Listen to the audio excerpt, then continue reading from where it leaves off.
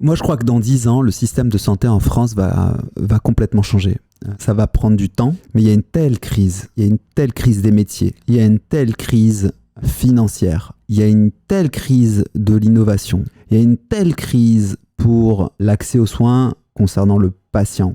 Il y a une telle tension autour de la santé dans les hôpitaux, mais aussi en médecine de ville, que la situation telle qu'elle est aujourd'hui ne pourra pas continuer. Et c'est pour ça que je parle d'innovation organisationnelle et d'innovation soignante. La technologie ne suffira pas à résoudre ce problème de fond. Il faut réimaginer des organisations à la lumière du vieillissement de la population et des nouvelles pathologies chroniques. Il faut imaginer beaucoup plus que des outils qui vont fluidifier la relation entre le patient et le médecin.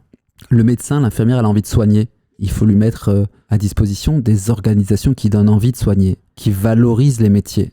Et je crois que par le biais de ces innovations, par le biais de la valorisation des métiers, on arrivera à déployer en France des organisations pérennes.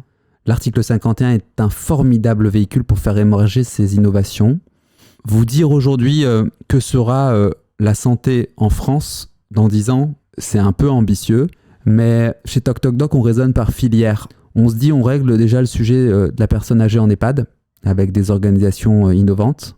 Idéalement, il faudrait que des offreurs de soins, des entreprises imaginent des parcours sur d'autres filières et que, filière par filière, on puisse proposer des organisations optimales pour pouvoir répondre aux grands enjeux de la santé publique en France.